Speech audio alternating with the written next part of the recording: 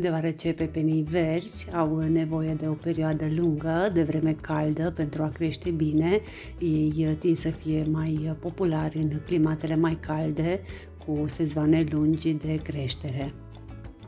Cu toate acestea, grădinarii din climă mai rece pot avea în continuare succes în creșterea pepenilor verzi, pornind semințe în interior sau cumpărând plante tinere din piață și prin creșterea soiurilor de sezon mai scurt. În funcție de soiul de pepene verde, de la plantare la recoltare poate dura între 70 și 100 de zile. În climatele răcoroase, cu sezoane scurte de creștere, începeți semințele în interior cu 2 până la 3 săptămâni înainte de ultima dată de îngheți. Planificați să transplantați răsaduri în grădină când solul s-a încălzit la cel puțin 18 grade Celsius sau undeva pe la mijlocul lunii mai. În zonele cu climă mai caldă, cu sezoane lungi de creștere, semenați semințele direct în pământ când temperatura solului s-a încălzit la 15-18 grade Celsius, de obicei tot pe la mijlocul lunii mai.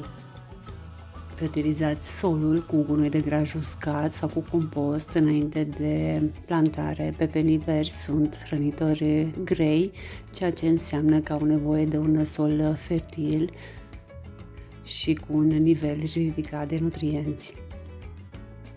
Pepenii verzi se descurcă cel mai bine în soluri lutoase, oarecum nisipoase, bine drenate. Se pot lupta în sol care conține prea multă argilă și nu se scurge bine. Pepenii verzi au nevoie de mult spațiu, până la 20 de metri pătrați per plantă. Vița lor are nevoie de spațiu pentru a se întinde, așa că plantați într-un loc unde nu vor încurca alte culturi. Planificați să distanțați plantele între ele la 60-90 de centimetri una față de cealaltă. Dacă semănați semințe, semănați-le la 1 centimetru adâncime în sol și la 0,5 cm adâncime în alveole.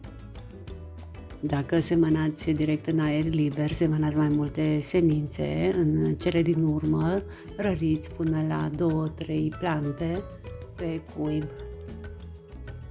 Pentru a se dezvolta foarte bine, plantați sau semănați în cel mai însorit loc din grădină.